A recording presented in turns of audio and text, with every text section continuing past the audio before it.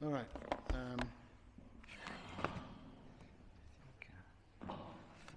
they can hear you upstairs. Yeah, it's only one person. Okay. What are you doing? Come on. All right. All right. So continuing on with the Christians, amongst the Christians themselves, they had different, what's called mazahib, different ideas about the nature of Prophet Jesus. So some believed that he was one human, one nature, meaning he was fully divine and fully human at the same time. And other Christians believed that he was fully human and had two natures, something, I don't know, some very strange ideas. But the concept may seem very strange and trivial to us, but at that time, these differences of opinion led to violence, actual violent confrontations where people were killed, Christian against Christian. And this lasted for about 300 years until the Council of Nicaea. The Roman Emperor Constantine held a conference, and where they decided once and for all the nature of Jesus, and that they came to the conclusion, the agreement that Jesus Jesus was the Son of God, and God was three parts.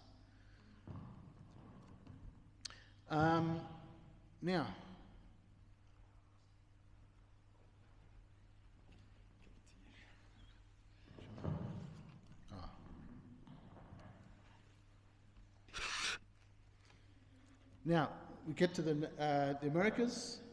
You had North American Indians, Mayans, Aztecs, and Incas. So the main ones are the Mayans and the Aztecs and the Incas. They were the three biggest. The most notable ones are the Mayans and the Aztecs. They're the ones who built the pyramids in Central America.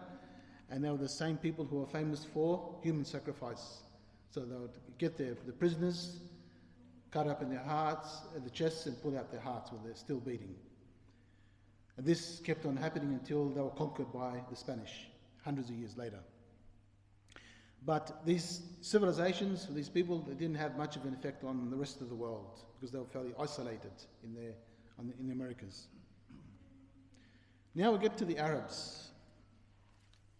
The most important here, or most interesting.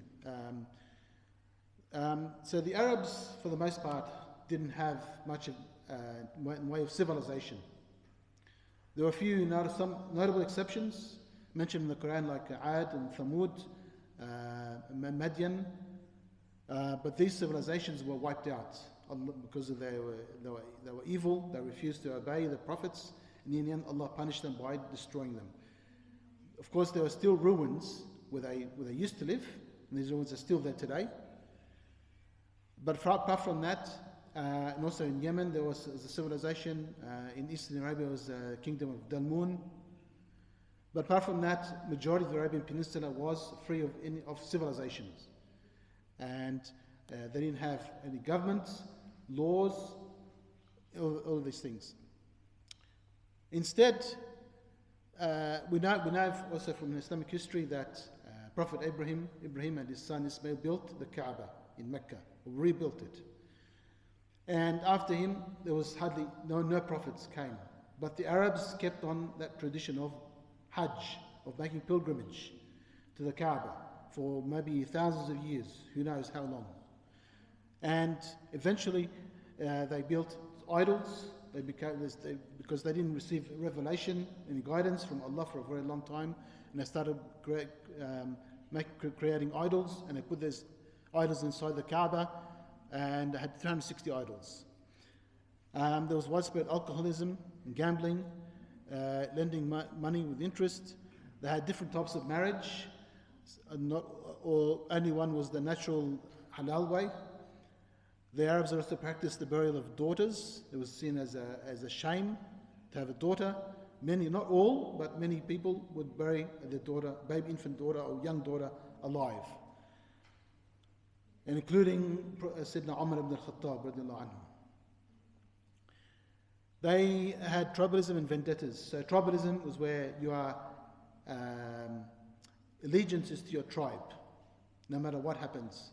If your tribe attacks another tribe and kill and plunder, you support your tribe, no matter what, whether right or wrong. Vendettas, so one person kills a member of another tribe, that tribe will take revenge, kills that person, and that tribe takes revenge for the killing that person, and the vendetta continues on generation after generation after generation. And the last thing is the existence of the Hanifs, the Hanifi people. Who are these Hanifs?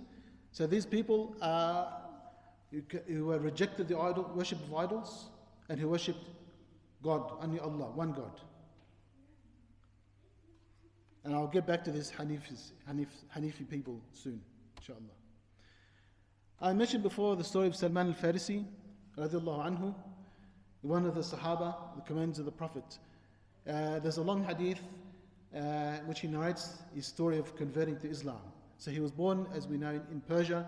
His father was a priest, I think a Zoroastrian priest, a worshipper of Zardosht, I think. Anyway. But I think he converted to Christianity and he left the village he was from. He wanted to learn more about his religion, so he went and found a monk, a Christian monk, to live with him and to learn from him. He found one who was, very old. He stayed with him for a while, maybe a couple of years. He learned a lot from him, but then this monk was, in the end he had to die. He had no choice. But before he died, Salman asked him, what should I do? Where should I go to learn more about the religion? This monk told him to go to another monk in another town and a certain, long distance away. So Salman left him after he passed away, went to this other monk, lived with him, and learned from him again for a while until that monk also passed away, but he also asked him to tell him to go, where to go. He told him to go and seek knowledge from another monk. And he repeated this process a number of times. And eventually, the last monk told him that there was an expectation of a new prophet in the Arabian Peninsula. And I think he told him where to go, which town to go to. So Salman was able to find a caravan of people who were willing to take him, to travel with him all the way down to Yathrib or Medina. So Salman travels with them, and eventually when they arrive at Yathrib, the people of that caravan betrayed him. They sold him as a slave to a local Jew in Yathrib, in Medina, Yathrib as it used to be called. So he became a slave after being, a person of certain higher class people in Persia. He became a slave, and it was soon after that he heard about the Messenger of Allah, Sayyidina Muhammad sallallahu alaihi wasallam, and after that, rest is history. But this story confirms what that other hadith of the Prophet said. When Allah looked at the world, he hated what he saw, but he saw remnants here and there, small patches here and there of good people still trying to keep the religion going. The choice of the Arabs to carry the message of Islam was very interesting because, as I said before, the Arabs didn't have, and I called it a cultural baggage. So if you look at the Persian Empire, the Roman Empire, Egypt, they all had ancient civilizations. And they had governments, they had laws, whereas the Arabs didn't have, for the most part, had reached that level of civilization. You could say they were down here, whereas the other civilizations were further up. So it was relatively easy for the Arabs to convert to Islam compared to, say, the Romans and the Persians, etc. And if we remember also what happened to the Christians, 300 years of persecution in the Roman Empire, 300 years. And even then they weren't able to preserve the religion as it originally was. It was corrupted. So the Roman Empire people of the Roman Empire would not have been a good choice to spread the Islam, to send a new prophet to. The Arabs had a different, strange way of living because they loved fighting and dying. They regarded dying by the sword as honor, a great honor. So many other civilizations were like this too. There are, for example, the Japanese, the samurai, think the same way. They love to fight and die by the sword. The Arabs also had a hatred of lying. It doesn't mean there weren't Arabs who didn't lie, who lied. Sorry. It doesn't mean there weren't Arabs who didn't lie. So there were Arabs who lied, yes, but lying was seen as something very bad, something almost disgusting for the majority of the Arabs. And there is an interesting story again.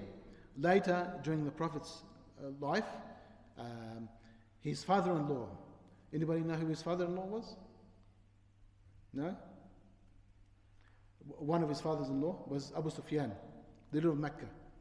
Abu Sufyan, before he converted to Islam, he traveled to, this was after the Treaty of Hudaybiyah, he traveled all the way in a caravan to Palestine, which was under Roman rule. And the Roman Emperor was visiting Palestine at that time. So the Roman Emperor called that tribe, that caravan to meet, wanted to meet with them, speak to them, because he heard about the Prophet Muhammad. News had reached him. So he asked, there's a conversation, there's a dialogue between him, Abu Sufyan, and the Roman Emperor. And Roman Emperor is asking question after question. Now Abu Sufyan at that time was still a mushrik, a non-believer, and he had gone to war against the Prophet Muhammad. So he had no reason to tell the truth. You would expect he's still a bitter enemy of the Prophet. You expect him to say the worst things about the Prophet. Instead, he spoke only the truth, because this was the custom of the Arabs, to speak the truth. And he asked him about the Prophet. What do you know about him? He said, the Prophet is honest, he's truthful. And the Roman Emperor asked him, what is he calling people to? What religion? Abu Sufyan told him, what the religion of Islam, and what Islam teaches people to do. Be good to your parents and give money to the poor, and etc. etc. So he was saying all that. He was making da'wah, even though he had no intention of making da'wah to Islam and to the Prophet. The other last thing about the Arabs is they had a high tolerance for hardship. So they had suffered droughts, starvation. This was normal for them. They would survive on, say, a few dates in a day, for example, and they also lived in the harsh conditions of the the desert of the Arabian Peninsula. And the evidence that the Arabs are the best choice can be seen in history. So they adopted Islam in 13 years. The prophets, from the time he became the prophet until his death, 13 years, the Arabs had converted to Islam. If you look at the Roman Empire, 300 years before the Roman Empire became Christian. 300. The Arabs, again, they managed to conquer the Persian Empire, the whole of the Persian Empire, large parts of the Roman Empire, and create a state that extended from Central Asia and India in the east all the way to the borders of France in the west.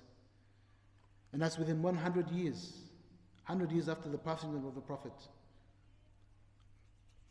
The Roman Empire took hundreds of years to reach the full extent. I'm not sure if I have still. Yeah, that's the original. That's the original Roman Empire. It took them hundreds of years to reach that full extent. The Arabs, after the conversion to Islam, 100 years. An empire even bigger than the Roman Empire.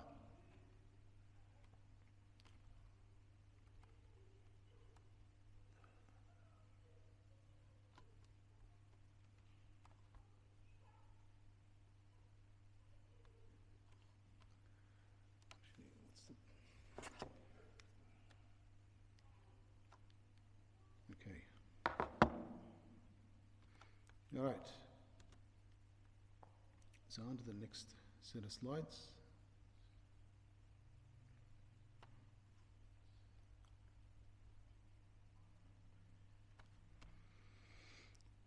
Okay. This is just a family tree of the Prophet. You can see his name at the bottom there, Muhammad, born in the year 570 AD. And you can see to the right here, Abu Sufyan, that he is actually related to the prophets. Going back a few generations, the ancestor of the Prophet is Hashim, and his brother was Abd Shams. The descendant of Abd Shams was Abu Sufyan, and the descendant of Hashim was Prophet Muhammad alayhi salam. So there, and if you ever look at the far left, you see Khawalid and Khadija, his wife. Again, distantly, very distantly related to the Prophet. Going back generations, there is a connection there. Okay, I'll cover the Prophet's youth, but I won't go into too much detail to it because it's I want to go into the Seerah itself. Born around year 570, his father passed away before he was born. His mother, Amina, sent him to live in the desert with a Bedouin woman, Halima. Can anybody guess why she did that? She couldn't afford to feed him. And what else? And it was a tradition as well to send Yeah, why? to adapt to the atmosphere. And Become stronger and get them away from illnesses and stuff outside the city. okay, any other reasons? There's one more reason which is very, very relevant to the Prophet's life.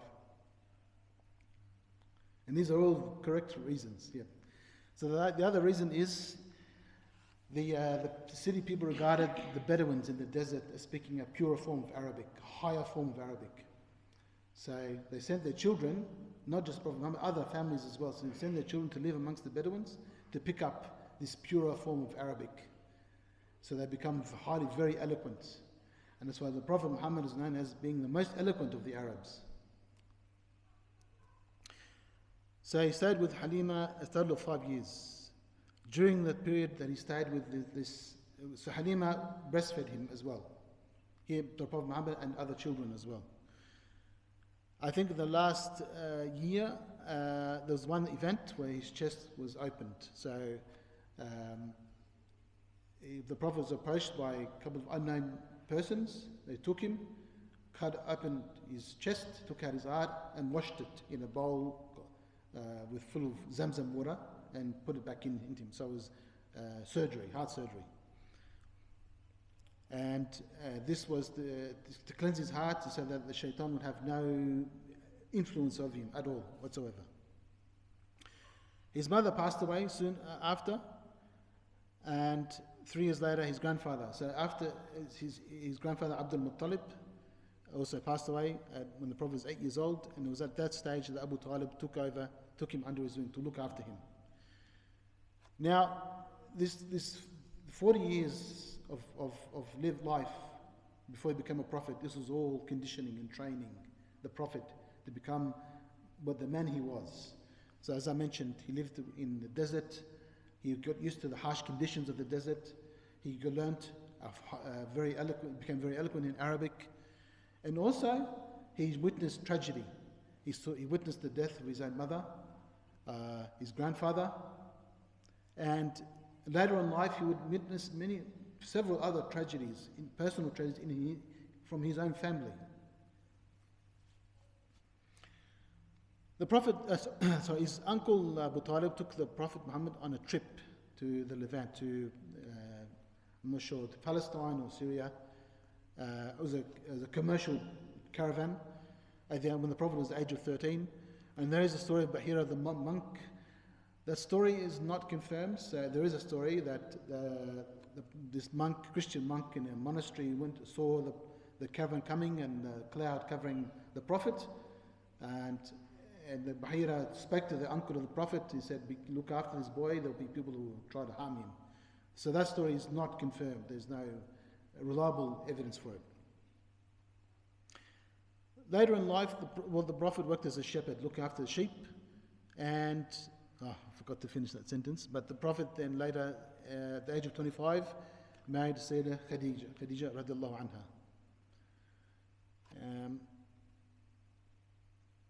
Now, this is out of place. Okay. So, before the Prophet became a prophet, there were some signs that he would become a prophet. So, Sayyidah Aisha, his later wife, narrated a hadith of the Prophet. The Prophet said, and this is probably 6 months, for a period of 6 months before the first revelation of Gabriel coming down to Prophet Muhammad. He said, Every time he would see a dream, it would happen in real life, in the very next morning, the very next day. That was the first sign of prophethood. Another thing is that he started to love isolating himself. He became less social, and he became more introspective. He would go to one cave of Hira on Jabal Nur, and he would sit there and meditate. And there was during the month of Ramadan, and when he was age of 40, that he first received the first revelation.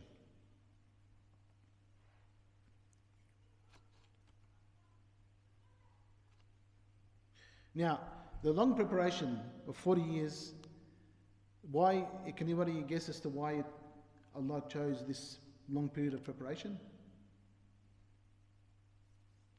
Or one of the reasons, sorry. Well, the reason is that the lesson for us is that sometimes things need to take stages, step by step.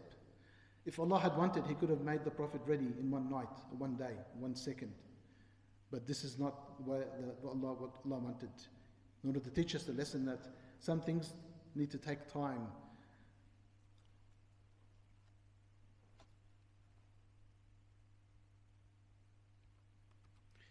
Now, another sign that appeared before he became a prophet, again, as a hadith, he said there was one stone in Mecca, the Prophet that used to greet him when the Prophet would pass by it.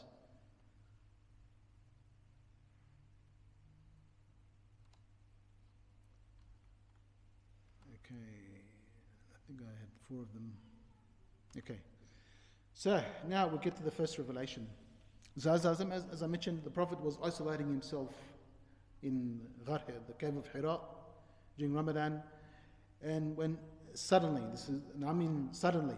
a being appeared in front of him, a being in the form of a man appeared in front of him.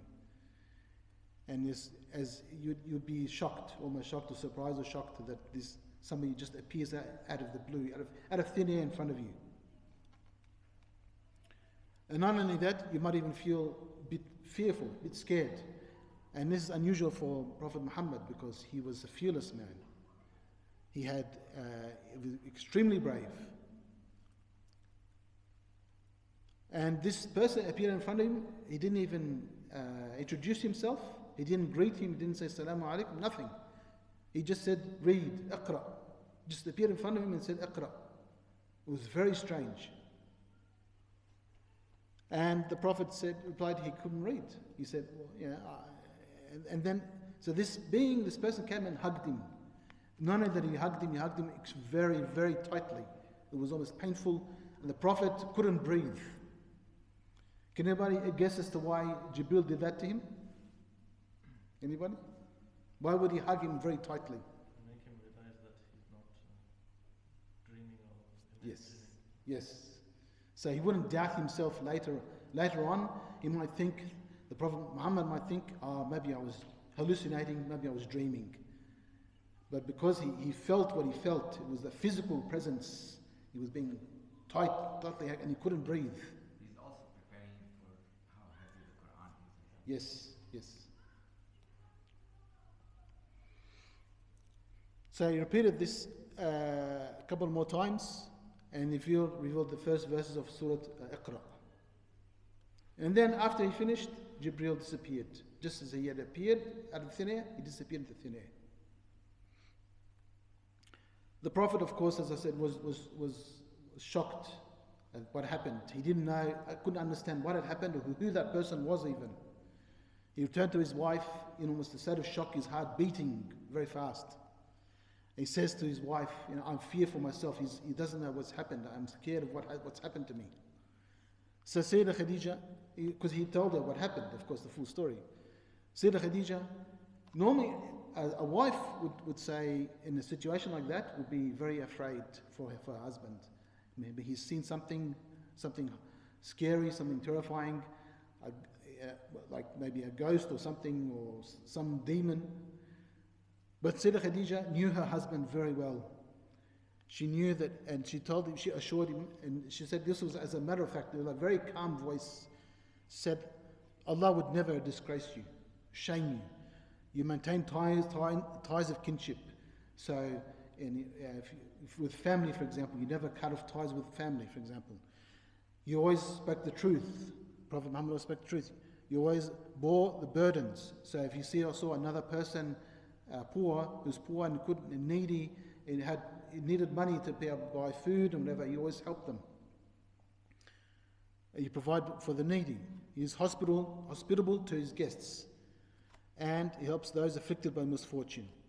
So basically, Allah would never shame him for doing something, because he was such a good man. Khadija knew that, and she was not afraid at all as to what happened to him. But she was also very curious as to know, and wanted an interpretation, wanted to understand what happened. So she took Sayyidina Muhammad. They went together to her cousin, Waraq ibn Nawfal. Waraq ibn Nawfal was a Hanif. So he knew the scriptures, the Holy Book, he read the Bible, he knew about Allah. And so Waraqah was able to explain what happened. He said, if I live, because he was an old man, he said, if I will live, I will support you. The people will try to fight you and expel you from the city. Oops. And I think that's it for now. But that's all I have. But this is basically what I'm trying to do, is not just narrate the story, but try to explain things, and so we can think about and appreciate the seerah better. Anybody got any comments or questions or anything? Or?